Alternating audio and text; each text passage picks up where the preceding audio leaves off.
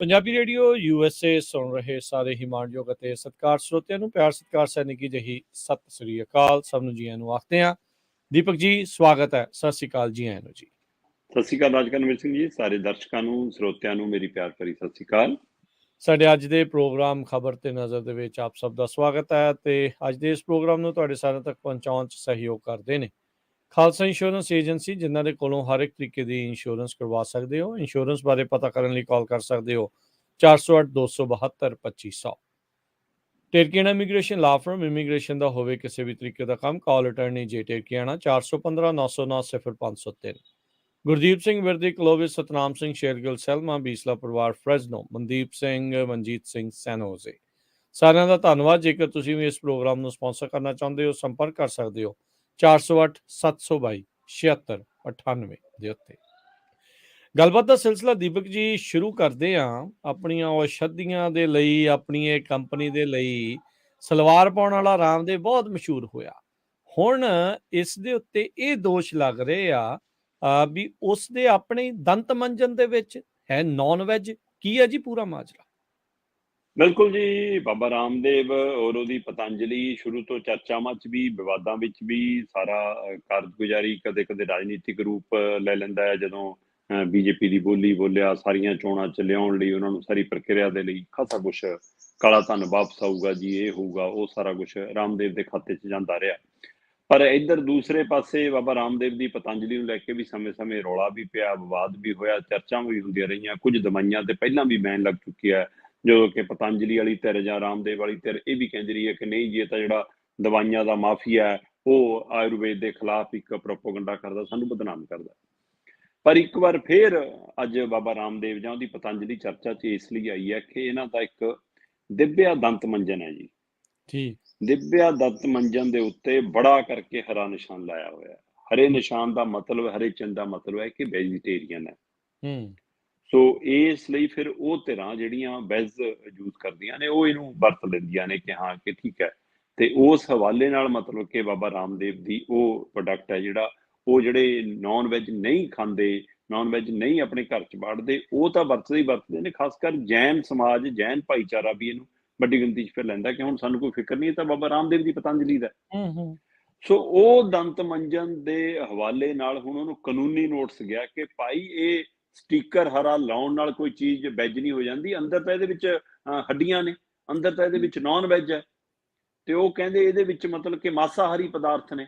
ਤੋ ਇਹ ਬਕਾਇਦਾ ਇੱਕ ਜੈਨ ਸਮੁਦਾਇ ਦੀ ਹੀ ਨਾਲ ਸੰਬੰਧਿਤ ਐਡਵੋਕੇਟ ਹੈ ਕੁੜੀ, ਉਹਨੇ ਬਕਾਇਦਾ ਲੀਗਲ ਨੋਟਿਸ ਭੇਜਿਆ ਤੇ ਉਸ ਨੇ ਉਹ ਸਾਰੀ ਪ੍ਰੋਡਕਟ ਦੀ, ਉਹ ਲੀਗਲ ਨੋਟਿਸ ਦੀ ਸਾਰੀ ਜਾਣਕਾਰੀ, ਸਾਰਾ ਕੁਝ ਆਪਣੇ ਟਵਿੱਟਰ ਤੇ ਸਾਂਝੀ ਵੀ ਕਰ ਦਿੱਤੀ ਹੈ। ਮਾਮਲਾ ਕੀ ਹੈ? ਮਾਮਲਾ ਹੈਗਾ ਜੀ, ਦਿਵਿਆ ਦੰਤ ਮੰਜਨ ਹੈ ਪਤੰਜਲੀ ਦਾ। ਉਹਦੇ ਵਿੱਚ ਇਹ ਜਿਹੜੀ ਸ਼ੀਸ਼ਾ ਜੈਨ ਜਿਹਨੇ ਨੋਟਿਸ ਭੇਜਿਆ, ਉਸ ਕੁੜੀ ਨੇ ਉਹ ਸਾਰਾ ਹਵਾਲਾ ਦੇ ਕੇ ਨੋਟਿਸ ਦੇ ਰਾਹੀਂ ਇਹ ਦਮ ਭਰਿਆ ਕਿ ਭਾਈ ਇਹਦੇ ਅੰਦਰ ਕੈਟਲ ਫਿਸ਼ ਪਾਈ ਜਾਂਦੀ ਹੈ, ਜਿਹੜੀ ਸਮੁੰਦਰੀ ਫੇਨ ਕਹਿੰਦੇ ਆ ਉਹਨੂੰ, ਸ਼ਾਇਦ ਸਮੁੰਦਰੀ ਫੇਨ। ਸੋ ਉਹਨੂੰ ਕੈਟਲ ਫਿਸ਼ ਵੀ ਕਿਹਾ ਜਾਂਦਾ ਕਿ ਉਹ ਇਹਦੇ ਵਿੱਚ ਪਾਈ ਜਾਂਦੀ ਹੈ। ਹੁਣ ਅਸਲ 'ਚ ਕੈਟਲ ਫਿਸ਼ ਹੈ ਕੀ ਰਾਜਕਰਨ ਜੀ? ਮੈਂ ਉਹਦੇ ਬਾਰੇ ਸਟੱਡੀ ਕਰ ਰਿਹਾ ਸੀ ਤਾਂ ਮੈਂ ਦੇਖ ਰਿਹਾ ਸੀ, ਉਹ ਕਹਿੰਦੇ ਕਿ ਕੈਟਲ ਫਿਸ਼ ਇੱਕ ਮੱਛੀ ਹੈ ਸਮੁੰਦਰ ਦੇ ਵਿੱਚ। ਜਦੋਂ ਉਹ ਮਰ ਜਾਂਦੀ ਹੈ, ਉਹਦੀਆਂ ਹੱਡੀਆਂ ਮਤਲਬ ਕਿ ਇਕੱਠੀਆਂ ਆਉਣੀਆਂ ਸ਼ੁਰੂ ਹੋ ਜਾਂਦੀਆਂ। ਠੀਕ ਹੈ। ਸੋ ਹੱਡੀਆਂ ਜਦੋਂ ਕਿੰਨੀਆਂ ਹੀ ਮੱਛੀਆਂ ਮਰਦੀਆਂ, ਉਹਨਾਂ ਦੀ ਹੱਡੀਆਂ ਇਕੱਠੀਆਂ ਹੁੰਦੀਆਂ ਹੌਲੀ ਹੌਲੀ ਉਹ ਸਮੁੰਦਰੀ ਤਲ ਤੋਂ ਉੱਪਰ ਆ ਕੇ ਇਕੱਠੀਆਂ ਹੋ ਕੇ ਤੈਰਨ ਲੱਗ ਜਾਂਦੀਆਂ। ਓਕੇ। ਔਰ ਐਡੀ ਵੱਡੀ ਗਿਣਤੀ 'ਚ ਤੈਰਦੀਆਂ ਕਿ ਦੂਰੋਂ ਦੇਖਣ ਤੇ ਐਂ ਲੱਗਦਾ ਜਿਵੇਂ ਸਮੁੰਦਰ ਤੇ ਕੋਈ ਝੱਗ ਤੈਰ ਰਹੀ ਹੋਵੇ। ਸੋ ਇਹ ਹੱਡੀਆਂ ਦੇ ਵਿੱਚ 80% ਜ਼ਿਆਦਾ ਤੋਂ ਉਹ ਜਿਹੜਾ ਕੈਲਸ਼ੀਅਮ ਕਾਰਬਨ ਹੈ ਉਹ ਪਾਇਆ ਜਾਂਦਾ, 80% ਤੋਂ ਵੱਧ ਹੁੰਦਾ। ਸੋ ਇਸ ਲਈ ਇਸ ਹਵਾਲੇ ਨਾਲ ਕਹਿੰਦੇ ਕਿ ਜੀ ਉਹ ਹੱਡੀਆਂ ਦੀ ਵਰਤੋਂ, ਜਿਹੜਾ ਮਾਸਾਹਾਰੀ ਪਦਾਰਥ ਹੈ, ਉਹਦੀ ਵਰਤੋਂ ਇਸ ਦਿਵਿਆ ਦੰਤ ਮੰਜਨ 'ਚ ਕੀਤੀ ਜਾਂਦੀ ਹੈ ਤੇ ਉਹਦੇ ਹਵਾਲੇ ਨਾਲ ਦਮ ਭਰਿਆ ਜਾਂਦਾ ਕਿ ਮਸੂੜਿਆਂ ਨੂੰ ਮਜ਼ਬੂਤ ਕਰਦਾ। ਇਹ ਦੰਦਾਂ ਲਈ ਮਜ਼ਬੂਤੀ ਲਈ ਵਧੀਆ ਹੈ। ਉਹ ਤੁਮਹਾਰੇ ਟੁੱਥਪੇਸਟ ਮੇਂ ਨਮਕ ਹੈ, ਹੁਣ ਬਾਬਾ ਰਾਮਦੇਵ ਕਹੂਗਾ ਮੇਰੇ ਟੁੱਥਪੇਸਟ ਦੇ ਵਿੱਚ ਹੱਡੀਆਂ ਹਨ, ਮੇਰੇ ਟੁੱਥਪੇਸਟ 'ਚ ਮਾਸਾਹਾਰੀ ਹੈ, ਪਰ ਮੈਂ ਸਟੀਕਰ ਹਰਾ ਲਾਇਆ। ਸੋ ਸਵਾਲ ਇੱਥੇ ਹੈ ਕਿ ਲੋਕਾਂ ਨਾਲ, ਗ੍ਰਾਹਕਾਂ ਨਾਲ ਇਹ ਧੋਖਾਧੜੀ ਵੀ ਹੈ, ਉਹਨਾਂ ਦੇ ਹੱਕ ਦੇ ਉੱਤੇ ਡਾਕਾ ਵੀ ਹੈ, ਉਹਨਾਂ ਦੇ ਭਰੋਸੇ ਨੂੰ ਤੋੜਨਾ ਵੀ ਹੈ। ਸੋ ਗ੍ਰਾਹਕ ਨਾਲ ਜਿਹੜਾ ਧੋਖਾ ਹੈ, ਜੇਕਰ ਤੁਸੀਂ ਪਾਉਣੀਆਂ ਨੇ ਫਿਰ ਉਹਦੇ 'ਤੇ ਲਾਲ ਨਿਸ਼ਾਨ ਲਾ ਲਓ। ਫਿਰ ਜਿਹਨੇ ਵਰਤਣਾ ਉਹ ਵਰਤ ਲਏਗਾ। ਸੋ ਹੂੰ, ਇਸ ਲਈ ਇਹ ਕਿਉਂ ਮਤਲਬ ਕਿ ਲੋਕਾਂ ਨਾਲ ਧੋਖਾ? ਸੋ ਇਸ ਲਈ ਉਹ ਕਹਿੰਦੀ ਕਿ ਮੇਰੀ ਤਾਂ ਮੇਰੀ, ਮੇਰੇ ਪਰਿਵਾਰ ਦੀ ਤਾਂ ਪਰਿਵਾਰ ਦੀ, ਸਾਡੇ ਸਮੁੱਚੇ ਜੈਨ ਭਾਈਚਾਰੇ ਤਾਂ ਭਾਈਚਾਰੇ ਦੀ, ਹੋਰ ਦੁਨੀਆ ਦੇ ਵਿੱਚ, ਦੇਸ਼ ਦੇ ਵਿੱਚ ਜਿੰਨੇ ਵੀ ਵੱਖ-ਵੱਖ ਭਾਈਚਾਰੇ ਜਿਹੜੇ ਨਹੀਂ ਆਪਣੇ ਘਰਾਂ ਦੇ ਵਿੱਚ ਨੋਨ ਵੈਜ ਚੀਜ਼ ਵਰਤਦੇ, ਉਹਨਾਂ ਦੇ ਨਾਲ ਇਹ ਖਿਲਵਾੜ ਹੈ, ਧੋਖਾ ਹੈ, ਉਹਨਾਂ ਦੇ ਹੱਕ ਤੇ ਡਾਕਾ ਹੈ। ਇਸ ਲਈ ਕਹਿੰਦੀ ਮੈਂ ਨੋਟਿਸ ਭੇਜਿਆ, ਔਰ ਕਾਨੂੰਨੀ ਨੋਟਿਸ ਦੇ ਵਿੱਚ ਕਿਹਾ ਕਿ 15 ਦਿਨਾਂ 'ਚ ਜਵਾਬ ਦਿਓ ਪਤੰਜਲੀ ਵਾਲਿਓ, ਹੂੰ, ਕਿ ਹੂੰ, ਤੁਸੀਂ ਇਹ ਧੋਖਾ, 15 ਦਿਨਾਂ ਦਾ ਨੋਟਿਸ ਹੈ। ਸੋ ਇਹ ਕੈਟਲ ਫਿਸ਼ ਦੇ ਨਾਂ ਤੇ, ਸਮੁੰਦਰੀ ਫੇਨ ਦੇ ਨਾਂ ਦੇ ਉੱਤੇ, ਹੱਡੀਆਂ ਦਾ ਚੂਰਾ ਕਹਿ ਲਓ, ਹੱਡੀਆਂ ਦਾ ਉਹ ਮਿਸ਼ਰਣ ਕਹਿ ਲਓ, ਜਿਹੜਾ 80% ਜਿਹਦੇ ਵਿੱਚ ਕਹਿੰਦੇ ਨੇ ਕਿ ਕੈਲਸ਼ੀਅਮ ਪਾਇਆ ਜਾਂਦਾ। ਸੋ ਇਸ ਦੀ ਵਰਤੋਂ ਤਾਂ ਇਹੋ ਜਿਹੇ ਕੁਝ ਹੋਰ ਪਦਾਰਥ ਵੀ ਉਹਦੇ ਵਿੱਚ ਪਾਏ ਜਾਂਦੇ ਨੇ ਜਿਹਦੇ ਆਧਾਰ ਤੇ ਦੀ ਵਰਤੋਂ ਕੀਤੀ ਗਈ। ਪਰ ਸਵਾਲ ਇਹ ਕਿ ਜੇ ਤੁਸੀਂ ਮਾਸਾਹਾਰੀ ਵਰਤਿਆ, ਉਹਦੇ ਵਿੱਚ ਪਾਇਆ, ਉਹਦੀ ਵਰਤੋਂ ਕੀਤੀ, ਤਾਂ ਤੁਸੀਂ ਫਿਰ ਹਰਾ ਨਿਸ਼ਾਨ ਲਾ ਕੇ ਕਿਉਂ ਲੋਕਾਂ ਨੂੰ ਧੋਖਾ ਕੀਤਾ? ਇਸ ਨੂੰ ਲੈ ਕੇ ਉਹਨੇ ਕੋਰਟ ਦਾ ਬੂਹਾ ਖੜਕਾਇਆ ਔਰ ਨੋਟਿਸ ਭੇਜਿਆ ਤੇ 15 ਦਿਨਾਂ ਜਵਾਬ ਮੰਗਿਆ। ਨਹੀਂ ਫਿਰ ਕਹਿੰਦੀ ਕਾਨੂੰਨੀ ਕਾਰਵਾਈ ਲਈ ਪਤੰਜਲੀ ਤਿਆਰ ਰਹੇ। ਹੂੰ। ਮੈਂ ਦੇਖ ਰਿਹਾ ਸੀ ਦੀਪਕ ਜੀ, ਗੱਲ ਕਰਦੇ ਜਿਹੜੀ ਇਹ ਕਟਲ ਬੋਨ ਆ, ਇਹ ਇੱਕ ਤਾਂ ਜਿਹੜੀ ਰਗੜਾਈ ਵਾਸਤੇ ਵਰਤਦੇ ਆ ਜਿਹੜੇ ਸੁਨਿਆਰੇ ਆ, ਉਹਨੂੰ ਪਾਲਿਸ਼ ਕਰਨ ਦੇ ਲਈ।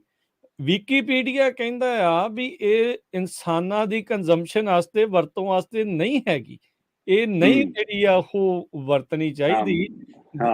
ਤੁਸੀਂ ਦੇਖੋ ਵੀ ਕਿਸ ਤਰੀਕੇ ਦੇ ਨਾਲ 5000 ਸਾਲ ਪਹਿਲਾਂ ਇਜਿਪਸ਼ੀਅਨਸ ਨੇ ਕਹਿੰਦੇ ਪਹਿਲੀ ਵਾਰੀ ਏਦਾਂ ਦੀਆਂ ਚੀਜ਼ਾਂ ਵਿੱਚ ਪਾਈਆਂ ਸੀ, ਪਰ ਇਵੈਂਚੁਅਲੀ ਇਵੋਲਵ ਹੋ ਗਈ ਤੇ ਹੁਣ ਦੇਖੋ ਇਸ ਤਰੀਕੇ ਦੇ ਨਾਲ ਇਹ ਕਰ ਰਹੇ ਆ ਵੀ ਭਾਈ ਬਚ ਕੇ ਚੱਲੋ, ਪਤਾ ਨਹੀਂ ਕੀ ਕਿਹਦੇ ਨਾਂ ਤੇ ਕੀ ਖਵਾਈ ਜਾਂਦੇ ਆ, ਕੀ ਖੋਈ ਜਾਂਦੇ। ਬਿਲਕੁਲ ਬਿਲਕੁਲ ਜੀ ਜੀ।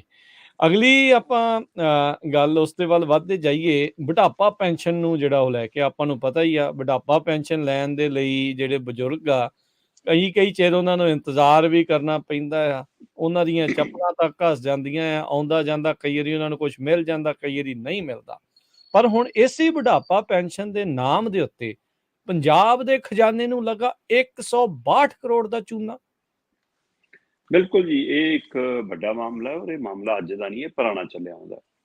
2016 ਤੋਂ 15 ਤੋਂ ਜਾਂ 17 ਤੋਂ ਜਾਂ ਪਿਛਲੇ ਸਾਲਾਂ 'ਚ ਵੀ ਜਿਹੜੀਆਂ ਪੈਨਸ਼ਨਾਂ ਲੱਗੀਆਂ, ਉਹਦੇ ਹਵਾਲੇ ਨਾਲ ਹਰ ਵਾਰ ਉਹਦਾ ਰਿਵਿਊ ਹੁੰਦਾ ਹੈ, ਕਈ ਵਾਰ ਉਹਦੀ ਪੜਚੋਲ ਹੁੰਦੀ ਹੈ, ਔਰ ਇਹ ਕੈਪਟਨ ਸਰਕਾਰ ਦੇ ਸਮੇਂ ਤੋਂ ਪੜਚੋਲ ਹੁੰਦੀ ਆ ਰਹੀ ਹੈ। ਤੇ ਉਸ ਪੜਚੋਲ ਦੇ ਹਵਾਲੇ ਨਾਲ ਵਸੂਲੀ ਦੀ ਪ੍ਰਕਿਰਿਆ ਵੀ ਜਦ ਤੋਂ ਸ਼ੁਰੂ ਹੈ, ਪਰ ਅਜੇ ਤੱਕ ਇਹ ਸੰਪੂਰਨ ਨਹੀਂ ਹੋਈ। ਹੁਣ ਵਾਲੀ ਸਰਕਾਰ ਦੇ ਵਿੱਚ ਵੀ ਅਫਸਰ ਅਧਿਕਾਰੀਆਂ ਨੂੰ ਹੁਕਮ ਹੋਏ ਨੇ ਕਿ ਭਾਈ ਤੁਸੀਂ ਆ ਵਸੂਲੀ ਤਾਂ ਕਰਾਓ, ਛੋਟਾ ਪੈਸਾ ਨਹੀਂ, 10 ਰੁਪਏ 20 ਰੁਪਏ 100 ਰੁਪਏ 1000 ਰੁਪਇਆ ਨਹੀਂ, 162 ਕਰੋੜ ਹੈ। 162 ਕਰੋੜ 35 ਲੱਖ ਰੁਪਏ ਦੀ ਵਸੂਲੀ ਅਜੇ ਹੋਣੀ ਹੈ। ਅਜੇ ਮਾਤਰ 1 ਕਰੋੜ ਰੁਪਏ ਇੱਕ ਦੀ ਵਸੂਲੀ ਹੋਈ ਹੈ, 1 ਕਰੋੜ ਸਵਾ ਕਰੋੜ ਦੀ। ਸੋ ਉਹਨੇ ਮਾਮਲਾ ਕੀ ਹੈ, ਮਾਮਲੇ ਨੂੰ ਸਮਝਣ ਦੀ ਲੋੜ ਹੈ। ਰਾਜਕਰਨਵੀਰ ਜੀ, ਪੰਜਾਬ ਦੇ ਵਿੱਚ ਮੇਰੇ ਅੱਜ ਵੀ ਯਾਦ ਹੈ, ਜਦੋਂ ਵੀ ਬੁਢਾਪਾ ਪੈਨਸ਼ਨ ਦੀ ਗੱਲ ਆਉਂਦੀ ਹੈ, ਮੇਰੇ ਪ੍ਰਕਾਸ਼ ਸਿੰਘ ਬਾਦਲ ਦਾ ਰੈਲੀ ਦੇ ਵਿੱਚ ਬੋਲਿਆ ਹੋਇਆ ਉਹ ਬੋਲ ਅੱਜ ਵੀ ਯਾਦ ਆਉਂਦਾ। ਕਹਿੰਦਾ ਜਿੱਦਣ ਦੀ ਮੈਂ ਬੁਢਾਪਾ ਪੈਨਸ਼ਨ ਸਕੀਮ ਲਿਆਂਦੀ ਆ, ਮੈਨੂੰ ਲੱਗਦਾ ਸਾਰਾ ਪੰਜਾਬ ਬੁੱਢਾ ਹੋ ਗਿਆ। ਸੋ ਕਿ ਏਦਾਂ ਲੋਕ ਪੈਨਸ਼ਨ ਲੈਣ ਲਈ ਭੱਜੇ ਉਹਦੇ ਵਿੱਚ। ਸੋ ਕਈਆਂ ਨੇ ਮਤਲਬ ਕਿ ਆਪਣੀ ਉਮਰ ਵੱਧ ਲਿਖਾਈ, ਕਈਆਂ ਨੇ ਬਿਨਾਂ ਉਮਰ ਹੁੰਦਿਆਂ ਹੋਇਆ ਲਿਖਾਈ ਕਿ ਸਾਡੇ ਕੋਲ ਆਮਦਨ ਦਾ ਕੋਈ ਸਰੋਤ ਨਹੀਂ, ਕਿਉਂਕਿ ਇਹਦੇ ਵਿੱਚ ਦੋ ਪਹਿਲੂ ਨੇ, ਇੱਕ ਤਾਂ ਤੁਹਾਡੀ ਉਮਰ ਹੋਵੇ, ਸੀਨੀਅਰ ਸਿਟੀਜ਼ਨ ਹੋਵੋ, ਦੂਜਾ ਤੁਹਾਡੇ ਕੋਲ ਆਮਦਨ ਦਾ ਸਿੱਧਾ ਕੋਈ ਸਰੋਤ ਨਾ ਹੋਵੇ, ਕੋਈ ਜ਼ਮੀਨ ਮਤਲਬ ਕਿ ਕਿੱਲਾ 2 ਕਿੱਲੇ ਜਾਂ ਕੋਈ ਪੈਨਸ਼ਨ ਆਉਂਦੀ ਹੋਵੇ ਸਰਕਾਰੀ, ਇਹੋ ਜਿਹਾ ਕੁਛ ਨਾ ਹੋਵੇ, ਫੇਰ ਹੈ। ਪਰ ਇੱਥੇ ਹੋਇਆ ਕੀ, ਬੇਸ਼ੱਕ ਪਰਿਵਾਰ ਦੀ ਅਪਰੋਚ ਕਰਕੇ ਪੈਨਸ਼ਨ ਮਿਲ ਗਈ, ਬੇਸ਼ੱਕ ਵਿਅਕਤੀ ਦੀ ਰਾਜਨੀਤਿਕ ਪਹੁੰਚ ਕਰਕੇ ਪੈਨਸ਼ਨ ਮਿਲ ਗਈ, ਬੇਸ਼ੱਕ ਅਕਾਲੀਆਂ ਦੇ ਨੇੜੇ ਹੋਣ ਕਰਕੇ ਪੈਨਸ਼ਨ ਲੱਗਦੀ ਰਹੀ, ਜਾਂ ਕਈ ਮਾਮਲਿਆਂ 'ਚ ਪਰਿਵਾਰ ਦੀ ਇੱਛਾ ਵੀ ਨਹੀਂ ਸੀ ਕਿ ਸਾਡੇ ਬਜ਼ੁਰਗ ਨੂੰ ਪੈਨਸ਼ਨ ਮਿਲੇਗੀ, ਭਾਈ ਇਸ ਤਰ੍ਹਾਂ ਖਾਂਦੇ ਸਰਦੇ ਪੀਂਦੇ ਆ, ਸਾਨੂੰ ਕੋਈ ਲੋੜ ਨਹੀਂ ਗੀ, ਪਰ ਤਾਂ ਵੀ ਪਿੰਡ ਦੇ ਪੰਚ ਸਰਪੰਚ ਪਾਰਟੀਆਂ ਦੇ ਨੁਮਾਇੰਦੇ ਆਪ ਘਰੇ ਜਾ ਕੇ ਫਾਰਮ ਭਰਾ ਕੇ ਲਿਆਏ ਕਿ ਨਾ ਜੀ ਤੁਹਾਨੂੰ ਤਾਂ ਦੇਣੀ ਹੈ ਜੀ, ਤੁਸੀਂ ਸਾਡੇ ਤਾਇਆ ਜੀ ਲੱਗਦੇ ਨਹੀਂ, ਸਾਡੇ ਬਜ਼ੁਰਗੋਂ ਜੀ ਲਾਈ ਜੀ, ਸਰਕਾਰ ਦੀ ਸਕੀਮ ਹੈ ਜੀ, ਤੁਹਾਨੂੰ ਕੀ ਹੈ ਜੀ, ਸਰਕਾਰੀ ਪੈਸਾ ਆਪਣਾ ਹੀ ਪੈਸਾ ਹੁੰਦਾ, ਲਾਓ ਤੁਸੀਂ। ਸੋ ਕਈਆਂ ਦੀਆਂ ਐਂ ਪੈਨਸ਼ਨਾਂ ਲਵਾਈਆਂ। ਜਦੋਂ ਹੁਣ ਸਰਕਾਰਾਂ ਬਦਲਦੀਆਂ, ਪਾਰਟੀ ਬਦਲ ਜਾਂਦੀ ਹੈ, ਨਿਯਮ ਬਦਲ ਜਾਂਦੇ ਨੇ, ਫਿਰ ਮਤਲਬ ਪੰਗਾ ਪੈਂਦਾ। ਹੁਣ ਇਹ ਪੰਗਾ ਲਗਭਗ ਮੈਂ ਜੇਕਰ 2-3 ਕੇਸਾਂ ਦੇ ਹਵਾਲੇ ਤੁਹਾਡੇ ਸਾਹਮਣੇ ਰੱਖਾਂ, ਜੁਲਾਈ ਦੇ ਵਿੱਚ ਮਤਲਬ ਕਿ 2016 ਦੀ ਜੁਲਾਈ ਦੇ ਵਿੱਚ ਇੱਕ ਬੀਬੀ ਨੂੰ ਪੈਨਸ਼ਨ ਲੱਗ ਜਾਂਦੀ ਆ। ਹੁਣ ਉਹ ਪੈਨਸ਼ਨ ਲੈ ਰਹੀ ਆ ਤੇ ਉਹ ਲੰਮਾ ਸਮਾਂ ਉਹਨੇ ਪੈਨਸ਼ਨ ਲਈ, ਸਾਲ 17 ਚੜ ਗਿਆ, ਸਰਕਾਰ ਨਵੀਂ ਬਣ ਗਈ, 1.5 ਸਾਲ 2 ਸਾਲ ਉਹਨੇ ਪੈਨਸ਼ਨ ਲੈ ਲਈ, ਤੇ ਪੈਨਸ਼ਨ ਲੈਣ ਤੋਂ ਬਾਅਦ ਜਿਹੜਾ ਸਾਡਾ ਮਤਲਬ ਕਿ ਵਿਭਾਗ ਹੈ ਸੰਬੰਧਿਤ, ਉਹਨੇ ਜਦੋਂ ਸਮੀਖਿਆ ਕੀਤੀ ਤੇ ਸਮੀਖਿਆ 'ਚ ਆ ਗਿਆ ਕਿ ਭਾਈ ਬੀਬੀ ਕੋਲ ਤਾਂ ਜ਼ਮੀਨ ਜਾਇਦਾਦ ਹੈਗੀ ਆ, ਕਿ ਇਹਨੂੰ ਪੈਨਸ਼ਨ ਕਿਵੇਂ ਲੱਗ ਗਈ। ਸੋ ਜਦੋਂ ਫਿਰ ਉਹਦੇ ਘਰੇ ਅਧਿਕਾਰੀ ਅਫਸਰ ਪਹੁੰਚੇ ਉਹ ਕਹਿੰਦੀ ਭਾਈ ਮੈਂ ਤਾਂ ਇਕੱਲੀ ਰਹਿੰਦੀ ਹਾਂ, ਮੈਂ ਤਾਂ ਘਰ ਨਾਲ ਰਹਿੰਦੀ, ਉਹਨੀ ਜ਼ਮੀਨ ਮੈਂ ਕੀ ਕਰਨੀ ਹੈ, ਮੈਂ ਤਾਂ ਅੱਡ ਰਹਿੰਦੀ ਹਾਂ, ਦੇਖੋ ਮੇਰੇ ਕੋਲ ਤਾਂ ਘਰ ਨੂੰ ਖਾਣ। ਫਿਰ ਕਈਆਂ ਨੇ ਪੈਨਸ਼ਨ ਦੇ ਪੈਸੇ ਵਾਪਸ ਕਰਨ ਤੋਂ ਬਚਣ ਦੇ ਲਈ ਇਹ ਤਰੀਕਾ ਅਪਣਾਇਆ ਕਿ ਅਸਾਂ ਟੱਬਰ ਨਾਲ ਰਹਿੰਦੇ ਹੀ ਨਹੀਂ। ਇਸੇ ਤਰ੍ਹਾਂ ਇੱਕ ਪਹਿਲੂ ਹੋਰ ਸਮਝੋ, 2016 ਦਾ ਹੀ ਮਾਮਲਾ ਹੈ ਤੇ ਉਹ ਪਰ ਸਤੰਬਰ ਦਾ, ਮਤਲਬ ਉੱਥੇ ਆ ਕੇ ਮਾਮਲਾ 12-13 ਮਹੀਨੇ ਦੀ ਪੈਨਸ਼ਨ ਲਈ ਉਹਨੇ, ਜਾਨੂੰ ਪਤਾ ਲੱਗ ਗਿਆ ਅਗਲੇ ਸਾਲ ਦੇ ਵਿੱਚ ਕਿ ਹਾਂ ਭਾਈ ਸਰਕਾਰ ਨਵੀਂ ਬਣ ਗਈ, ਉਹਨੇ ਆਉਂਦੇ ਹੀ ਸਮੀਖਿਆ ਕਰਾਈ। ਤੇ ਜਦੋਂ ਪਤਾ ਲੱਗਿਆ ਕਿ ਰਿਕਵਰੀ ਹੋਣ ਲੱਗਿਆ, ਪਿੰਡ 'ਚ ਇੰਨੀ ਖਬਰ ਤਾਂ ਪਹੁੰਚ ਜਾਂਦੀ ਹੈ ਕਿ ਲਿਸਟਾਂ ਬਣ ਰਹੀਆਂ, ਬਾਈ ਸਰਪੰਚ ਨੂੰ ਪਤਾ ਲੱਗਿਆ, ਕੁਛ ਲੱਗ ਗਿਆ ਹੈ ਨਾ। ਉਹ ਕਹਿੰਦੀ ਜੀ ਉਹਨੇ ਜਦੇ ਜਾ ਕੇ ਜ਼ਮੀਨ ਆਪਣੇ ਟੱਬਰ ਦੇ ਨਾਂ ਕਰਤੀ ਕਿ ਮੇਰੇ ਨਾਲ ਤਾਂ ਹੁਣ ਕੋਈ ਜ਼ਮੀਨ ਨਹੀਂ ਜੀ, ਇਸ ਲਈ ਮੈਨੂੰ ਤਾਂ ਪੈਨਸ਼ਨ ਮਿਲਣੀ ਚਾਹੀਦੀ ਹੈ। ਉਹ ਕਹਿੰਦੇ ਜਦ ਮਿਲਦੀ ਸੀ ਜਦ ਤਾਂ ਜ਼ਮੀਨ ਤੇਰੇ ਕੋਲ ਸੀ। ਉਹ ਕਹਿੰਦਾ ਹੁਣ ਮੇਰੇ ਕੋਲ ਜ਼ਮੀਨ ਹੀ ਨਹੀਂ, ਮੈਂ ਤਾਂ ਮੋੜ ਹੀ ਨਹੀਂ ਸਕਦਾ, ਮੈਨੂੰ ਲੈ ਜਾਓ ਭਾਈ, ਆ ਬੁਢਾਪਾ ਮੇਰਾ ਜੇਲ੍ਹ 'ਚ ਕਟਾ ਲਓ, ਮੈਂ ਕਿੱਥੋਂ ਮੋੜ ਦੇਵਾਂ। ਸੋ ਇਸੇ ਤਰ੍ਹਾਂ ਇੱਕ ਤੀਜਾ ਕੇਸ ਹੈ। ਤੀਜੇ ਕੇਸ ਦੇ ਵਿੱਚ ਮਤਲਬ ਕਿ ਜ਼ਮੀਨ ਜਾਇਦਾਦ ਨਹੀਂ ਹੈ, ਪਰ ਉਮਰ ਨਹੀਂ ਸੀ। ਉੱਥੇ ਉਮਰ ਦਾ ਛਲਾਵਾ ਲਿਖਾ ਲਿਆ, ਐਫੀਡੇਵਿਟ ਲਾ ਲਿਆ ਕਾਗਜ਼ਾਂ 'ਚ। ਹਾਂ, ਅਸਲ ਤਰੀਕਾ ਬੜੇ ਫਾਰਮੂਲੇ ਹੁੰਦੇ ਆ, ਪੈਨਸ਼ਨ ਨਾਲ, ਕਾਲੀ ਪੈਨਸ਼ਨ ਨਾਲ ਉਮਰ ਵਧਾ ਕੇ ਉਹਦੀ ਫੋਟੋਸਟੇਟ ਕਰਾ ਕੇ ਬਾਅਦ ਚੋਂ ਮਟੇ ਕੇ ਉੱਥੇ ਠੀਕ ਕਰ ਲੈਂਦੇ ਆ, ਚੱਲੀ ਜਾਂਦਾ ਕੰਮ। ਸੋ ਇਸ ਲਈ ਕਹਿੰਦੇ ਜੀ ਉਹ ਵਧਾ ਕੇ ਲਈ ਸੀ। ਜਦੋਂ ਹੁਣ ਉੱਥੇ ਉਹਦੇ ਕੋਲ ਅਫਸਰ ਜਾਂਦੇ ਨੇ, ਕਹਿੰਦੀ ਭਾਈ ਮੈਂ ਤਾਂ ਬਿਮਾਰ ਪਈਆਂ, ਡਾਕਟਰ ਦੀ ਦਵਾਈਆਂ ਲਿਆਉਣ ਨੂੰ ਪਈਆਂ, ਤੁਸੀਂ ਮੇਰੇ ਤੋਂ ਪੈਸੇ ਲੈਣਾ, ਮੈਨੂੰ ਤਾਂ ਦਵਾਈ ਲਿਆ ਦਿਓ, ਆ ਫੜੋ, ਮੈਂ ਤਾਂ ਬਿਮਾਰ ਹਾਂ, ਮੈਨੂੰ ਤਾਂ ਕੋਈ ਪੁੱਛਣ ਵਾਲਾ ਨਹੀਂ, ਮੇਰੇ ਤਾਂ ਕੋਈ ਦਿਨ ਕਟਾਉਣ ਵਾਲਾ ਨਹੀਂ, ਮੈਂ ਤਾਂ ਦਵਾਈਆਂ ਖਾਣੋਂ ਵੀ ਔਖੀਆਂ, ਤੁਸੀਂ ਮੇਰੇ ਪੈਸੇ ਵਾਪਸ ਮੰਗਣ ਆ ਗਏ, ਮੈਂ ਕਿੱਥੋਂ ਦੇ ਦੇਵਾਂ, ਮੇਰੇ ਕੋਲ ਤਾਂ ਕੁਛ ਨਹੀਂ। ਸੋ ਆਹ ਤਿੰਨ ਮਾਮਲੇ ਸਮਝਣ ਦੀ ਲੋੜ ਹੈ ਕਿ ਅਫਸਰ ਜੇ ਵਧੀਕੀ ਕਰਦੇ ਨੇ, ਕਹਿੰਦੇ ਧੱਕਾ ਕਰਦੇ ਨੇ, ਤਾਂ ਪਿੰਡ 'ਚ ਹੰਗਾਮਾ ਹੁੰਦਾ, ਤਾਂ ਖਿਲਾਰਾ ਪੈਣ ਦਾ ਡਰ ਖੜਾ।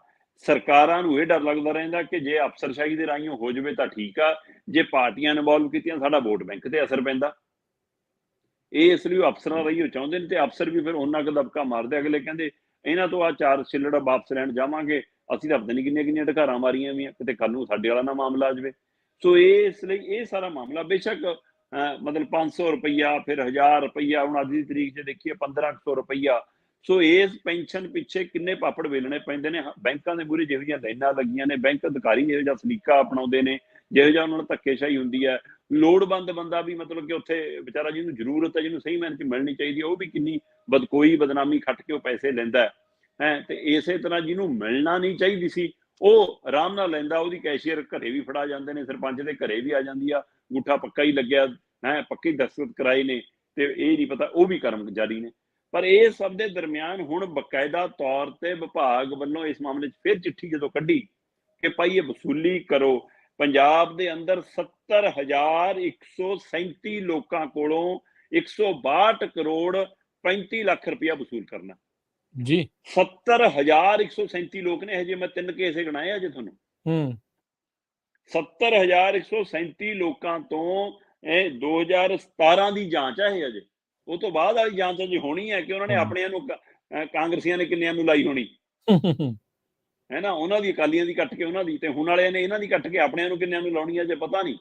ਪਰ ਇਹ ਪੁਰਾਣੀ ਜਾਂਚ ਦੇ ਹਵਾਲੇ ਨਾਲ, ਉਸ ਸਮੇਂ ਦੇ ਹਵਾਲੇ ਨਾਲ ਅੰਕੜੇ ਨੇ ਕਿ 2017 ਦੀ ਜਾਂਚ ਦੇ ਵਿੱਚ 70,137 ਲੋਕ ਵਾਧੂ ਪੈਨਸ਼ਨ, ਬੇਮਤਲਬ ਦੀ ਪੈਨਸ਼ਨ ਜਿਨ੍ਹਾਂ ਨੂੰ ਨਹੀਂ ਲੱਗਣੀ ਚਾਹੀਦੀ ਸੀ, ਉਹਨਾਂ ਨੂੰ ਬੁਢਾਪਾ ਪੈਨਸ਼ਨ ਲੱਗੀ, ਤੇ 162 ਕਰੋੜ 35 ਲੱਖ ਰੁਪਈਆ ਹੁਣ ਵਸੂਲਣਾ ਹੈ। ਤੇ ਉਹਦੀ ਵਸੂਲੀ ਦੇ ਲਈ ਮੁਸ਼ਕਲ ਖੜੀ ਹੈ ਕਿ ਕਿਵੇਂ ਵਸੂਲਿਆ ਜਾਵੇ।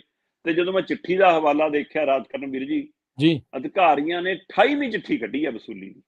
ਅੱਛਾ, 27 ਚਿੱਠੀਆਂ ਪਹਿਲਾਂ ਕੱਢ ਚੁੱਕੇ ਨੇ ਡੀਸੀਆਂ ਨੂੰ, ਸੰਬੰਧਿਤ ਅਧਿਕਾਰੀਆਂ ਨੂੰ, ਤੇ ਉਹ ਗੇੜਾ ਮਾਰਦੇ ਨੇ ਜੀ, ਘਰੇ ਨਹੀਂ ਮਿਲੇ, ਹੈ ਨਹੀਂ ਜੀ, ਗਏ ਸੀ ਜੀ, ਉਹ ਮੁੱਕਰਦੇ ਨੇ ਜੀ, ਉਹ ਦੇਣ ਦੀ ਸਮਰੱਥਾ ਨਹੀਂ ਜੀ। ਸੋ ਇਸ ਲਈ ਉਹ ਕਾਗਜ਼ ਪੂਰੇ ਕਰੀ ਜਾਂਦੇ ਨੇ।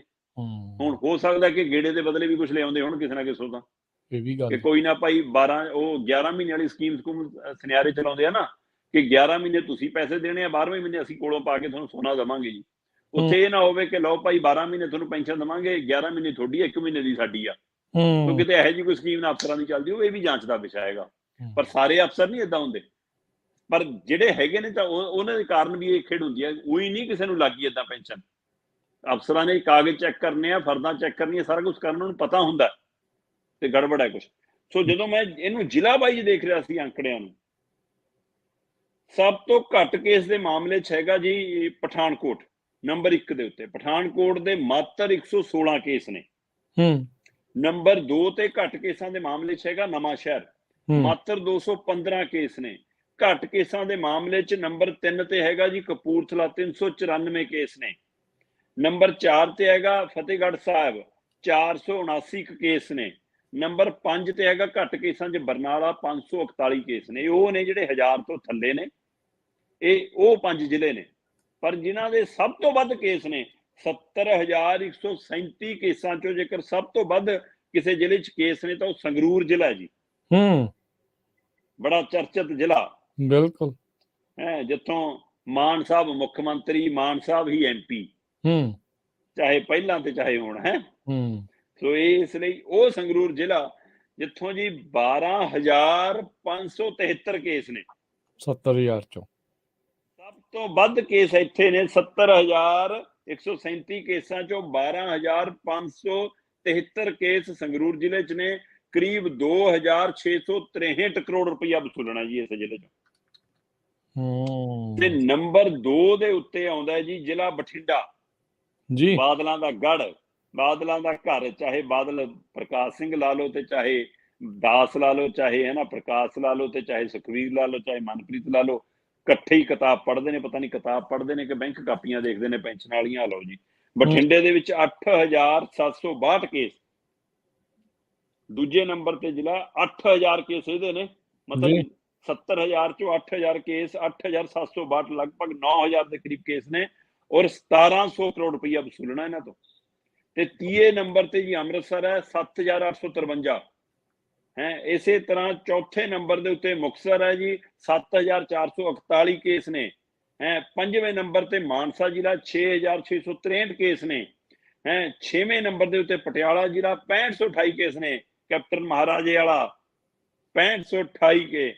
ਲਓ ਜੀ, ਉਹ ਤੋਂ ਬਾਅਦ ਛੇਵੇਂ ਤੋਂ ਬਾਅਦ 7ਵੇਂ ਨੰਬਰ ਤੇ ਗੁਰਦਾਸਪੁਰ 4,120 ਨੇ, ਹੈ ਨਾ ਜੀ। ਇਸੇ ਤਰ੍ਹਾਂ 8ਵੇਂ ਨੰਬਰ ਦੇ ਉੱਤੇ ਤਰਨਤਾਰਨ 3,207 ਕੇਸ ਨੇ। 9ਵੇਂ ਨੰਬਰ ਤੇ ਫਾਜ਼ਿਲਕਾ 2,452 ਕੇਸ ਨੇ। ਤੇ ਇਹ 10 ਇਸੇ ਤਰ੍ਹਾਂ ਦੇ 10 ਜ਼ਿਲ੍ਹੇ ਨੇ ਜੀ। ਲੁਧਿਆਣਾ 10ਵੇਂ ਤੇ 1,954 ਕੇਸ ਨੇ। ਸੋ ਆਹ 10 ਜ਼ਿਲ੍ਹੇ ਉਹ ਨੇ ਜੇ ਸੰਗਰੂਰ ਤੋਂ ਲੈ ਕੇ ਬਠਿੰਡਾ ਤੋਂ ਹੁੰਦੇ ਹੋਏ ਲੁਧਿਆਣੇ ਤੱਕ। ਤੇ ਇੱਕ ਸਭ ਤੋਂ ਘੱਟ ਵਾਲੇ ਜ਼ਿਲ੍ਹੇ ਉਹ ਨੇ ਜਿਹੜੇ ਮਤਲਬ ਕਿ ਪਠਾਨਕੋਟ, ਨਵਾਂ ਸ਼ਹਿਰ ਤੋਂ ਸ਼ੁਰੂ ਹੋ ਕੇ ਬਰਨਾਲਾ, ਫਤਿਹਗੜ੍ਹ ਸਾਹਿਬ ਤੱਕ ਆਉਂਦੇ ਨੇ। ਸੋ ਇਹ ਉਹ ਜ਼ਿਲ੍ਹੇ ਨੇ ਜੀ। ਤੇ ਕੁੱਲ 70,000 ਤੋਂ ਵੱਧ ਲੋਕਾਂ ਤੋਂ 162 ਕਰੋੜ ਦੀ ਵਸੂਲੀ ਅਜੇ ਕਰਨੀ ਹੈ। ਮਾਤਰ 1 ਕਰੋੜ, ਸਵਾ 1 ਕਰੋੜ ਰੁਪਈਆ ਅਜੇ ਤੱਕ ਵਸੂਲ ਹੋਇਆ ਜੀ। 162 ਕਰੋੜ 35 ਲੱਖ ਵਸੂਲਣਾ ਬਾਕੀ ਹੈ। ਇਹ ਖਜ਼ਾਨੇ ਨੂੰ ਚੂਨਾ ਹੈ, ਇਹ ਠੱਗੀ ਹੈ, ਇਹ ਮਿਲੀ ਭੁਗਤ ਹੈ, ਇਹ ਸ਼ਰਾਰਤ ਹੈ। ਕਿਸੇ ਸਮੇਂ ਸਰਪੰਚਾਂ ਦੇ ਘਰਾਂ ਚੋਂ ਪੈਨਸ਼ਨ ਮਿਲਦੀ ਸੀ, ਔਰ ਹੋ ਸਕਦਾ ਇਹਨਾਂ ਚੋਂ ਕਿੰਨੇ ਮਾਮਲੇ ਉਹ ਹੋਣ ਕਿ ਬਜ਼ੁਰਗਾਂ ਦੇ ਨਾਂ ਤੇ ਪੈਨਸ਼ਨ ਬਣੀ, ਉਹਨਾਂ ਨੂੰ ਮਿਲੀ ਵੀ ਨਾ ਹੋਵੇ। ਸਰਪੰਚਾਂ ਦੀ ਉਸ ਸਮੇਂ ਦੀ ਜੇਬ ਗਰਮ ਹੋਈ ਹੋਵੇ, ਅਧਿਕਾਰੀਆਂ ਨਾਲ ਮਿਲੀ ਭੁਗਤ ਨਾਲ ਹੋਈ ਹੋਵੇ। ਹੁਣ ਮਤਲਬ ਧੱਕੇ ਖਾਣੇ ਪੈ ਰਹੇ ਨੇ ਬਜ਼ੁਰਗਾਂ ਨੂੰ, ਉਹ ਵਿਚਾਰੇ ਔਖੇ ਨੇ। ਜੇ ਵਸੂਲੀ ਹੁੰਦੀ ਤਾਂ ਵੀ, ਨਹੀਂ ਹੁੰਦੀ ਤਾਂ ਵੀ, ਦੇਣ 'ਚ ਸਮਰੱਥ ਨੇ ਤਾਂ ਵੀ ਦੇਣੇ ਔਖੇ ਨੇ। ਜਿਹੜਾ ਨਹੀਂ ਦੇ ਸਕਦਾ ਉਹਦੇ ਲਈ ਤਾਂ ਹੈ ਹੀ ਔਖੇ ਨੇ।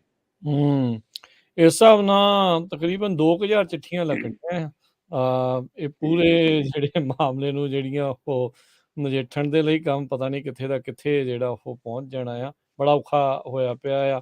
ਕਿਸ ਤਰੀਕੇ ਦੇ ਨਾਲ ਲੋਕਾਂ ਦੀ ਪੈਸੇ ਕਿੱਦਾਂ ਆ ਇਹ ਠੱਗ ਹੋ ਰਹੇ ਆ, ਕਿੱਦਾਂ ਚੂਨਾ ਲੱਗਦਾ ਆ, ਰੱਬ ਦਾ ਕੋਈ ਖੌਫ ਨਹੀਂ, ਕੋਈ ਖੌਫ ਨਹੀਂ ਇਹਨਾਂ ਨੂੰ। ਦੀਪਕ ਜੀ, ਅਗਲੀ ਜਿਹੜੀ ਗੱਲ ਕਰਦੇ ਜਾਈਏ, ਜੀਰਾ ਸ਼ਰਾਬ ਫੈਕਟਰੀ ਇਹ ਬਹੁਤ ਵਿਵਾਦਾਂ ਦੇ ਵਿੱਚ ਰਹੀ ਆ। ਇਸ ਦੇ ਮਾਲਕ ਦੀਪ ਮਲਹੋਤਰਾ ਦੇ ਉੱਤੇ ਇਨਕਮ ਟੈਕਸ ਦੀ ਰੇਡ। ਬਿਲਕੁਲ ਰਾਜਕਰਨਵੀਰ ਜੀ, ਇਹ ਕੋਈ ਨਵਾਂ ਪਹਿਲੂ ਨਹੀਂ ਹੈ। ਦੀਪ ਮਲਹੋਤਰਾ ਤੇ ਉਹਦੀ ਫੈਕਟਰੀ ਤੇ ਉਹਦਾ ਕਾਰੋਬਾਰ ਲੰਮੇ ਸਮੇਂ ਤੋਂ ਵਿਵਾਦਾਂ ਵਿੱਚ ਵੀ ਰਿਹਾ ਤੇ ਚਰਚਾ ਵਿੱਚ ਵੀ ਰਿਹਾ। ਦੀਪ ਮਲਹੋਤਰਾ ਕਿਸੇ ਸਮੇਂ ਅਕਾਲੀ ਦਲ ਦਾ MLA ਵੀ ਰਿਹਾ, ਕਿਸੇ ਸਮੇਂ ਉਹ ਬਾਦਲਾਂ ਦਾ ਖਾਸ ਰਿਹਾ, ਕਿਸੇ ਸਮੇਂ ਉਹ ਕੈਪਟਨ ਦੇ ਵੀ ਨੇੜੇ ਮੰਨਿਆ ਜਾਂਦਾ ਰਿਹਾ। ਤੇ ਅੱਜ ਕੱਲ੍ਹ ਕਹਿੰਦੇ ਆਮ ਆਦਮੀ ਪਾਰਟੀ ਦਾ ਖਾਸਮ ਖਾਸ ਆ।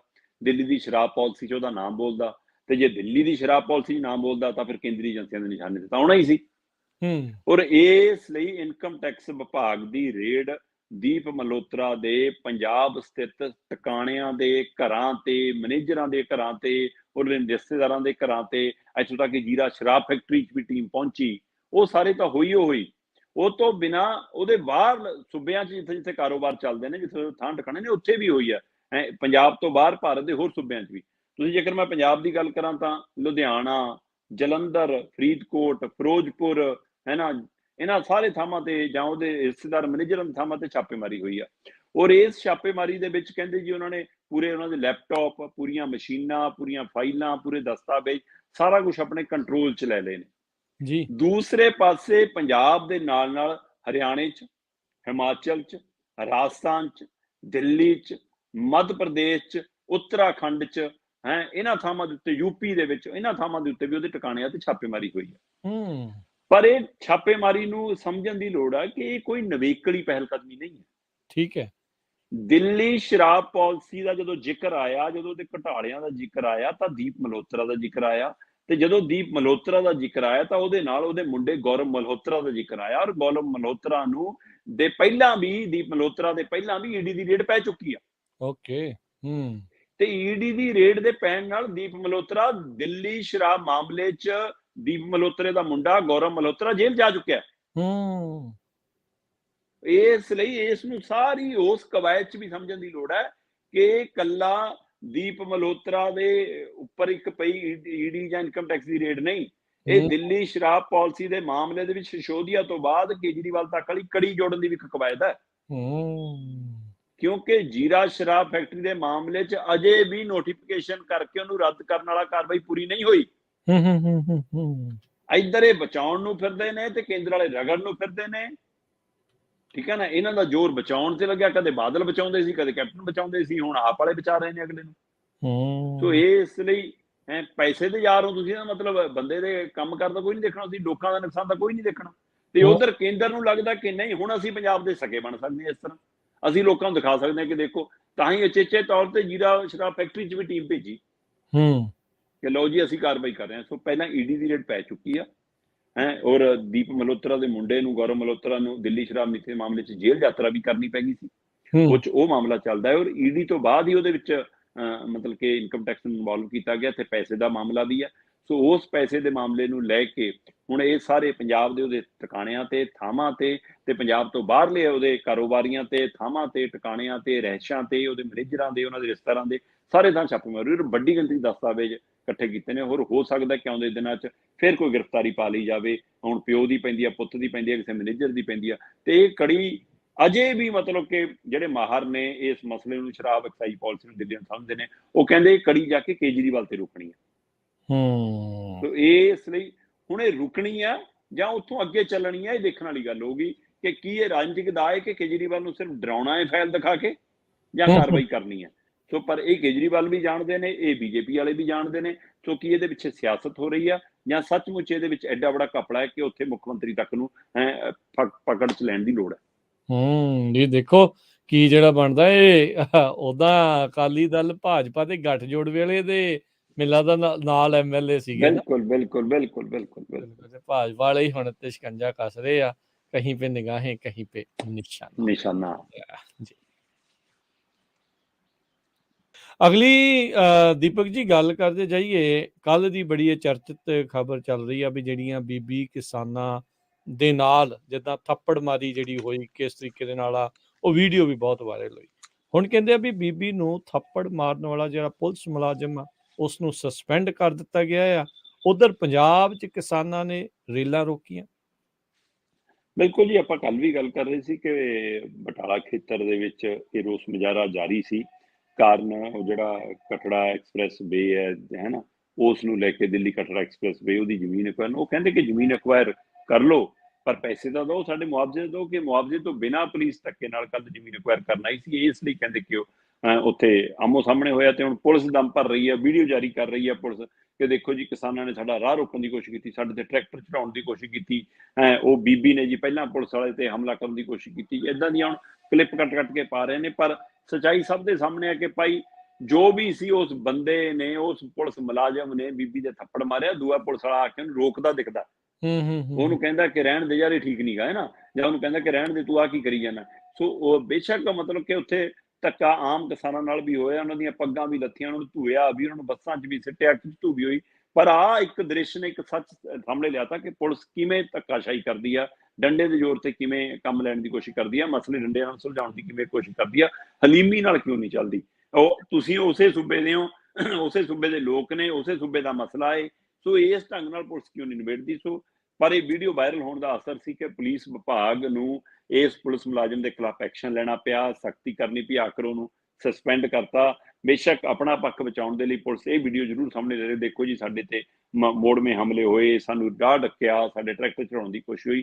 ਪਰ ਦੂਸਰੇ ਪਾਸੇ ਪਰਸੋਂ ਜਦੋਂ ਇਹ ਘਟਨਾ ਵਾਪਰੀ ਸੀ, ਤਦ ਕੱਲ ਹੀ ਆਪਾਂ ਇਹ ਗੱਲ ਕਰ ਰਹੇ ਸੀ ਕਿ ਭਾਈ ਕਿਸਾਨਾਂ ਨੇ ਰੇਲ ਰੋਕਣ ਦਾ ਐਲਾਨ ਕੀਤਾ। ਸੋ ਕੱਲ ਪੰਜਾਬ ਦੇ ਹਵਾਲੇ ਨਾਲ, ਭਾਰਤ ਦੇ ਹਵਾਲੇ ਨਾਲ, ਕੱਲ ਲਗਭਗ ਪੰਜਾਬ ਦੇ ਵਿੱਚ ਕਈ ਥਾਵਾਂ ਦੇ ਉੱਤੇ 6 ਤੋਂ 8 ਥਾਵਾਂ ਦੱਸੀਆਂ ਜਾਂਦੀਆਂ ਜਿੱਥੇ ਰੇਲਾਂ ਰੋਕਣ ਦੀ ਕਵਾਇਦ ਕੀਤੀ ਗਈ। ਕਿਸਾਨਾਂ ਵੱਲੋਂ ਧਰਨੇ ਮਾਰੇ ਗਏ। ਪੰਨੂ ਪੰਧੇਰਾਂ ਦੀ ਕਿਸਾਨ ਮਜ਼ਦੂਰ ਜਥੇਬੰਦੀ ਵੱਲੋਂ ਹੋਰ ਜਥੇਬੰਦੀਆਂ ਨਾਲ ਮਿਲ ਕੇ ਕਰੀਬ 8 ਥਾਵਾਂ ਦੇ ਉੱਤੇ, ਮਤਲਬ 6 ਤੋਂ 8 ਥਾਵਾਂ ਦੇ ਉੱਤੇ ਟ੍ਰੇਨਾਂ ਰੋਕਣ ਦੀ ਕੋਸ਼ਿਸ਼ ਹੋਈ। 8 ਤੋਂ 10 ਟ੍ਰੇਨਾਂ ਰੱਦ ਕਰਨੀਆਂ ਪਈਆਂ। 12 ਤੋਂ 15 ਟ੍ਰੇਨਾਂ ਦੇ ਕਰੀਬ ਰੇਲ ਗੱਡੀਆਂ ਦੇ ਰੂਟ ਬਦਲਣੇ ਪਏ, ਉਹ ਹੋਰ ਲਾਈਨਾਂ ਤੋਂ ਭੇਜਣੀਆਂ ਪਈਆਂ। ਮੁਸਾਫਰ ਯਾਤਰੂ ਖੱਜਲ ਖਵਾਰ ਵੀ ਹੋਏ, ਮੁਸ਼ਕਲ 'ਚ ਵੀ ਆਏ। ਪਰ ਕਿਸਾਨ ਕਹਿੰਦੇ ਕਿ ਸਾਡਾ ਸਮੱਸਿਆ ਕਿੰਨੀ ਬੜੀ ਹੈ ਕਿ ਸਾਡੀ ਜ਼ਮੀਨ ਖੁੱਸ ਰਹੀ ਆ, ਉਮਰ ਭਰ ਦਾ ਰੁਜ਼ਗਾਰ ਖੁੱਸ ਰਿਹਾ, ਉਮਰ ਭਰ ਦੀ ਰੋਟੀ ਖੁੱਸ ਰਹੀ ਆ, ਤੇ ਉਹਦੇ ਬਦਲੇ ਸਾਨੂੰ ਡਾਂਗ ਭਰਾਈ ਜਾ ਰਹੀ ਆ, ਸਾਨੂੰ ਸਾਡੇ ਖੇਤਾਂ 'ਚੋਂ ਭਜਾਇਆ ਜਾ ਰਿਹਾ। ਕਿਹੜਾ ਲੋਕਤੰਤਰਿਕ ਤਰੀਕਾ?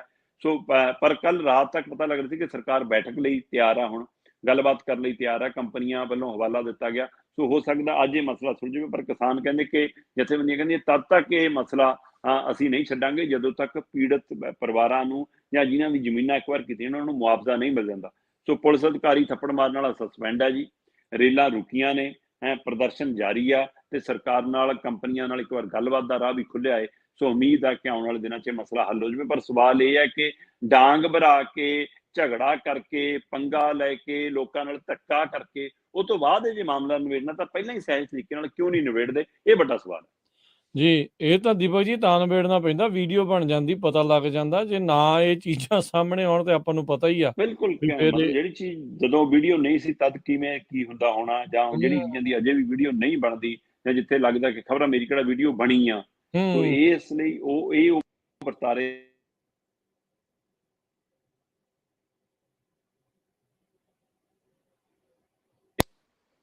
ਜੀ ਜੀ ਬਿਲਕੁਲ। ਸੋ ਬਿਲਕੁਲ ਇਹ ਵਰਤਾਰਿਆਂ ਤਾਂ ਰੱਬ ਹੀ ਰੱਖਾ, ਇੱਦਾਂ ਦੀਆਂ ਚੀਜ਼ਾਂ ਨਾ ਹੀ ਕਰਨ ਤਾਂ ਚੰਗੀ ਗੱਲ ਆ। ਤੇ ਦੀਪਕ ਜੀ ਅਗਲੀ ਜਿਹੜੀ ਗੱਲ ਕਰੀਏ, ਬਹੁਤ ਸਾਰੇ ਭਾਰਤੀ ਸੈਲਾਨੀ ਬਣ ਕੇ ਬਾਹਰਲੇ ਮੁਲਕਾਂ ਦੇ ਵਿੱਚ ਘੁੰਮਣ ਲਈ ਜਾਂਦੇ ਆ, ਜਾਂ ਹੋਰ ਕਈ ਚੀਜ਼ਾਂ ਕਾਰੋਬਾਰ ਵੀ ਕਰਦੇ ਨੇ, ਬਹੁਤ ਕੁਛ ਨੇ। ਕ੍ਰੈਡਿਟ ਕਾਰਡਾਂ ਦੀ ਵੀ ਇਸ ਦੇ ਵਿੱਚ ਵਰਤੋਂ ਕੀਤੀ ਜਾਂਦੀ ਆ। ਪਰ ਹੁਣ ਇਹ ਪਤਾ ਲੱਗ ਰਿਹਾ ਆ, ਨਵੀਂ ਇਹ ਗੱਲ ਸਾਹਮਣੇ ਆ ਰਹੀ ਆ ਵੀ ਭਾਰਤੀ ਕ੍ਰੈਡਿਟ ਕਾਰਡ ਵਿਦੇਸ਼ਾਂ ਵਿੱਚ ਵਰਤਣ ਦੇ ਉੱਤੇ ਲੱਗੇਗਾ 20% ਟੈਕਸ।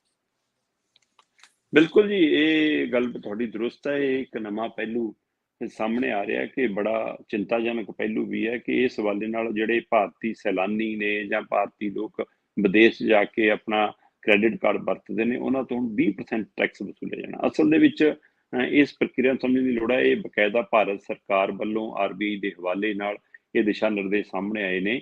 ਉਹਦੇ ਵਿੱਚ ਬੇਸ਼ੱਕ ਇਹ ਗੱਲ ਕਿਹਾ ਗਿਆ ਕਿ ਜਿਹੜੇ ਪੜ੍ਹਾਈ ਲਈ ਹੈ ਨਾ, ਜਾਂ ਸਿਹਤ ਲਈ, ਇਹਨਾਂ ਦੋ ਕੰਮਾਂ ਲਈ ਜਿਹੜੇ ਵਰਤਦੇ ਨੇ, ਉਹਦੇ ਉੱਤੇ ਮੈਡੀਕਲ ਔਰ ਸਿੱਖਿਆ ਦੇ ਖੇਤਰ ਦੇ ਵਿੱਚ ਲੱਗਣ ਵਾਲੇ ਪੈਸੇ, ਮਤਲਬ ਕ੍ਰੈਡਿਟ ਕਾਰਡ ਵਰਤਣ ਤੇ ਟੈਕਸ ਨਹੀਂ ਲੱਗੂਗਾ, ਪਰ ਬਾਕੀ ਲੱਗੂਗਾ। ਮੈਂ ਪੂਰੀ ਪ੍ਰਕਿਰਿਆ ਤੁਹਾਡੇ ਸਾਹਮਣੇ ਰੱਖਣ ਦਾ। ਕਹਿੰਦੇ ਕਿ ਭਾਰਤੀ ਕ੍ਰੈਡਿਟ ਕਾਰਡ ਨੂੰ ਭਾਰਤ ਤੋਂ ਬਾਹਰ ਜੇਕਰ ਤੁਸੀਂ ਵਰਤਦੇ ਹੋ ਤਾਂ 20% ਟੈਕਸ ਵਸੂਲਿਆ ਜਾਊਗਾ। ਕੇਂਦਰ ਸਰਕਾਰ ਨੇ ਵੱਡਾ ਫੈਸਲਾ ਲਿਆ ਔਰ 1 ਜੁਲਾਈ ਤੋਂ ਫੈਸਲਾ ਲਾਗੂ ਹੈ ਜੀ। ਹੁਣ ਇਹਦੀ ਰੂਪਰੇਖਾ ਮੈਂ ਤੁਹਾਡੇ ਸਾਹਮਣੇ ਰੱਖਦਾ। ਭਾਰਤ ਸਰਕਾਰ ਨੇ ਦੇਸ਼ ਦੇ ਬਾਹਰ ਕਹਿੰਦੇ ਕ੍ਰੈਡਿਟ ਕਾਰਡ ਵਰਤਣ ਦੇ ਉੱਤੇ 20% TCS, tax collection at source, ਇਹ ਲਾਉਣ ਦਾ ਮਤਲਬ ਫੈਸਲਾ ਲਿਆ ਹੈ। TCS ਕਹਿੰਦੇ ਆ ਜੀ ਇਹਨੂੰ, ਇਹ ਟੈਕਸ, ਇਹਦਾ ਇਹ ਨਾਂ ਹੈ ਕਿ ਕਹਿੰਦੇ ਕਿ 20% ਲੱਗਣਾ। ਹੁਣ ਇਹਦੇ ਹਵਾਲੇ ਨਾਲ ਉਹ ਕਿਹਾ ਕੀ ਜਾ ਰਿਹਾ, ਰਿਜ਼ਰਵ ਬੈਂਕ ਦੀ ਇਹ ਸਲਾਹ ਹੈ, ਕਹਿੰਦੇ ਕਿ ਜਿਹੜਾ ਵੀ ਮਤਲਬ ਕਿ ਬਕਾਇਦਾ ਇਹ ਤਰੀਕਾ ਹੈ ਕ੍ਰੈਡਿਟ ਕਾਰਡ ਨੂੰ, ਕਿ ਕ੍ਰੈਡਿਟ ਕਾਰਡ ਅਜੇ ਇਸ ਪ੍ਰਕਿਰਿਆ 'ਚ ਨਹੀਂ ਆਉਂਦਾ ਸੀ। ਇਸ ਜਿਹੜੀ ਤੈਅ ਲਿਮਟ ਹੁੰਦੀ ਸੀ ਲੋਕਾਂ ਦੀ, ਉਹਦੇ ਨਾਲੋਂ ਵੱਧ ਜਦੋਂ ਖਰਚਾ ਕਰ ਲੈਂਦੇ ਨੇ, ਫਿਰ ਉਹ ਕ੍ਰੈਡਿਟ ਕਾਰਡ ਰਾਹੀਂ ਕਰਦੇ ਨੇ ਤੇ ਉਹਨਾਂ ਤੇ ਟੈਕਸ ਨਹੀਂ ਲੱਗਦਾ।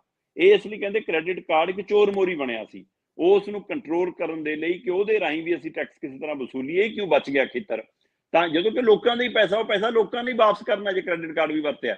ਉਹ ਸਰਕਾਰ ਦਾ ਪੈਸਾ ਨਹੀਂਗਾ, ਨਹੀਂ, ਉਹ ਬੰਦੇ ਨੇ ਜੇ ਦਿੱਤਾ ਹੈ ਤਾਂ ਉਹਦੇ ਪਰ ਉਹਨੂੰ ਬੈਂਕ ਨੂੰ ਵੀ ਦੇਣਾ ਪੈਣਾ। ਉਹਨੇ ਸਮਾਂ ਸਿਰ ਨਾ ਮੋੜਿਆ, 20% ਲੱਗਣਾ ਹੀ ਲੱਗਣਾ। ਉਹ ਤੋਂ ਬਿਨਾਂ ਜੇਕਰ ਉਹ ਬੈਂਕ 'ਚ ਸਮਾਂ ਹੱਦ ਤੋਂ ਬਾਅਦ ਮੋੜਦਾ ਤਾਂ ਉਹਦੇ ਪਰ ਵੀ ਉਹਨੂੰ ਵਿਆਜ ਲੱਗਣਾ। ਸੋ ਇਸ ਲਈ ਦੂਰੀ ਮਾਰ ਮਤਲਬ ਇੱਕ ਤਰ੍ਹਾਂ ਦੀ ਹੈਗੀ ਆ। ਸੋ ਮੈਂ ਇਹਨੂੰ ਦੇਖ ਰਿਹਾ ਸੀ, ਉਹ ਕਹਿੰਦੇ ਜੀ ਕਿ ਬਕਾਇਦਾ ਇਹਦਾ ਨੋਟੀਫਿਕੇਸ਼ਨ ਜਾਰੀ ਹੋ ਗਿਆ RBI ਵੱਲੋਂ, 1 ਜੁਲਾਈ ਤੋਂ ਇਹ ਲਾਗੂ ਹੋ ਜਾਣਾ। ਇਹਦੇ ਵਿੱਚ ਬਕਾਇਦਾ ਵਿਦੇਸ਼ ਦੇ ਵਿੱਚ ਖਰਚ ਕਰਨ ਦੇ ਉੱਤੇ ਇਹ ਦਾਇਰੇ 'ਚ ਲਿਆਂਦਾ ਗਿਆ। ਔਰ ਇਹ ਜਿਹੜਾ ਮਾਮਲਾ ਹੈ LRS ਦੇ ਤਹਿਤ ਭਾਰਤੀ ਰਿਜ਼ਰਵ ਬੈਂਕ ਵੱਲੋਂ ਅਪਰੂਵਲ ਕੀਤੇ ਗਏ ਵਿਦੇਸ਼ ਦੇ ਵਿੱਚ ਸਾਲਾਨਾ $2.5 ਲੱਖ ਖਰਚਣ ਦੀ ਜਿਹੜੀ ਲਿਮਟ ਹੈ, ਜਿਹੜੀ ਕਰੀਬ ਭਾਰਤੀ ਕਰੰਸੀ ਦੇ ਹਿਸਾਬ ਨਾਲ 2 ਕਰੋੜ ਰੁਪਈਆ ਬਣਦੀ ਹੈ, ਉਹਦੇ ਤੱਕ ਖਰਚ ਕਰ ਸਕਦਾ ਹੈ। ਪਰ ਜਿਹੜੀ ਇਹ ਲਿਮਟ ਸੀ, ਜਿਹੜੀ ਇਹ 2 ਕਰੋੜ ਭਾਰਤੀ ਕਰੰਸੀ 'ਚ, ਜਾਂ ਆਪਾਂ ਕਹਿ ਲਈਏ ਕਿ ਸਾਲਾਨਾ $2.5 ਲੱਖ ਦੀ ਜਿਹੜੀ ਲਿਮਟ ਸੀ 1 ਸਾਲ ਦੇ ਅੰਦਰ ਵਿਦੇਸ਼ 'ਚ ਖਰਚਣ ਦੀ, ਉਹ ਲਿਮਟ ਡੈਬਿਟ ਕਾਰਡ ਦੇ ਉੱਤੇ ਸੀ, ਹੈ ਨਾ, ਇੱਕ ਪ੍ਰੈਕਸ ਕਾਰਡ ਕੋਈ ਬਣਦਾ ਇੱਕ ਉਹਦੇ ਪਰ ਸੀ, ਜਾਂ ਬੈਂਕ ਟ੍ਰਾਂਸਫਰ ਜੇ ਤੁਸੀਂ ਬੈਂਕ ਦੇ ਰਾਹੀਂ ਟ੍ਰਾਂਜੈਕਸ਼ਨ ਕਰਦੇ ਹੋ ਉਹਦੇ ਪਰ ਸੀ। ਇਹ ਕ੍ਰੈਡਿਟ ਕਾਰਡ ਤੇ ਨਹੀਂ ਸੀ। ਸੋ ਕਹਿੰਦੇ ਕਿ ਇਹਦੇ ਰਾਹੀਂ ਲੋਕ 2.5 ਕਰੋੜ ਆਪਣਾ ਖਰਚ ਕੇ ਉਹ ਤੋਂ ਬਾਅਦ ਕ੍ਰੈਡਿਟ ਕਾਰਡ ਰਾਹੀਂ ਖਰਚਾ ਕਰ ਲੈਂਦੇ ਸੀ, ਤੇ ਉਹਦੀ ਲਿਮਟ 'ਚ ਨਹੀਂ ਆਉਂਦਾ ਸੀ, ਇਸ ਲਈ ਉਹ ਵਿਆਜ ਦੇ ਟੈਕਸ ਦੇ ਦਾਇਰੇ 'ਚੋਂ ਬਾਹਰ ਹੋ ਜਾਂਦਾ ਸੀ। ਹੁਣ ਇਹਨੂੰ ਉਹਦੇ ਵਿੱਚ ਸ਼ਾਮਲ ਕਰ ਲਿਆ, ਉਸੇ ਦੇ ਵਿੱਚ ਸ਼ਾਮਲ ਹੋ ਗਿਆ, ਉਹਨੇ 2.5 ਕਰੋੜ ਦੀ ਲਿਮਟ ਦੇ ਵਿੱਚ ਆ ਗਿਆ। ਸੋ ਇਸ ਲਈ ਤੁਸੀਂ ਹੁਣ ਜੇ ਕ੍ਰੈਡਿਟ ਕਾਰਡ ਵਰਤੋਗੇ, ਕ੍ਰੈਡਿਟ ਕਾਰਡ ਰਾਹੀਂ ਵਿਦੇਸ਼ ਦੇ ਵਿੱਚ ਕਿਤੇ ਵੀ ਕੋਈ ਖਰਚਾ ਕਰੋਗੇ, ਤਾਂ ਤੁਹਾਨੂੰ 20% ਟੈਕਸ ਦੇਣਾ ਪੈਣਾ, ਤੇ ਉਹ ਤੋਂ ਬਿਨਾਂ ਜਿਹੜਾ ਕ੍ਰੈਡਿਟ ਕਾਰਡ ਦਾ ਬੈਂਕ ਨੂੰ ਵਿਆਜ ਆ ਉਹ ਤੁਹਾਨੂੰ ਵੱਖਰਾ ਦੇਣਾ ਪੈਣਾ। ਸੋ ਜੀ ਕੋਈ ਹਿੱਲਾ ਬਚ ਨਾ ਜਾਵੇ ਲੋਕਾਂ ਦੀ ਜੇਬ ਕੱਟਣ ਦਾ, ਉਹਦੇ ਵਿੱਚੋਂ ਇਹ ਫਾਰਮੂਲਾ ਨਿਕਲਿਆ ਲੱਗਦਾ ਕਿ ਭਾਈ ਕੱਟੋ ਜੇਬ ਲੋਕਾਂ ਦੀ। ਸੋ ਜੀ ਹੁਣ ਭਾਰਤੀ ਕ੍ਰੈਡਿਟ ਕਾਰਡ ਵਿਦੇਸ਼ਾਂ 'ਚ ਜਦੋਂ ਚਲਾਓਗੇ ਤਾਂ ਯਾਦ ਰੱਖਿਓ, ਸਿਰਫ ਸਿਹਤ ਲਈ ਤੇ ਜਾਂ ਸਿੱਖਿਆ ਲਈ, ਕਿਸੇ ਫੀਸ ਭਰਨ ਲਈ ਜਾਂ ਮੈਡੀਕਲ ਕੋਈ ਸਹੂਲਤ ਲੈਣ ਲਈ ਵਰਤੋਗੇ ਤਾਂ ਕੋਈ ਟੈਕਸ ਨਹੀਂ ਹੈਗਾ, ਨਹੀਂ ਉਹਦੇ ਪਰ 20% ਟੈਕਸ ਦੇਣਾ ਪੈਣਾ ਜੀ। ਇਹ ਜਿਹੜੇ ਇਧਰੋਂ ਬਾਹਰਲੇ ਮੁਲਕਾਂ 'ਚੋਂ ਭਾਰਤ ਆਉਂਦੇ ਉੱਤੇ ਤਾਂ ਨਹੀਂ ਇਹਨਾਂ ਨੇ ਇਦਾਂ ਟੈਕਸ ਲਾਉਣਾ? ਨਹੀਂ, ਹਜੇ ਤਾਂ ਨਹੀਂ ਪਤਾ ਜੀ, ਲਾ ਲੈਣਗੇ, ਤੁਸੀਂ ਯਾਦ ਕਰਾਤਾ ਦੱਸ ਦਿੰਦੇ ਇਹਨਾਂ ਨੂੰ। ਨਾ ਭਾਈ ਰਹਿ ਲਿਓ, ਭੁੱਲ ਜਾਓ ਇਹ ਗੱਲ ਮੈਂ ਆਖੀ ਆ। ਇਹਨਾਂ ਨੂੰ ਪਤਾ ਲੱਗਣਾ ਚਾਹੀਦਾ, ਅੱਛਾ ਇੱਥੇ ਵੀ ਜੇਬ ਕੱਟ ਸਕਦੇ ਆ, ਕੱਟ ਲਓ, ਇੱਥੇ ਵੀ ਤਰੀਕਾ ਜਿਹੜਾ ਉਹ ਬਣ ਸਕਦਾ। ਬਹੁਤ ਸ਼ੁਕਰੀਆ, ਬੜੀ ਮਿਹਰਬਾਨੀ ਦੀਪਕ ਜੀ, ਮਿਲਦੇ ਹਾਂ।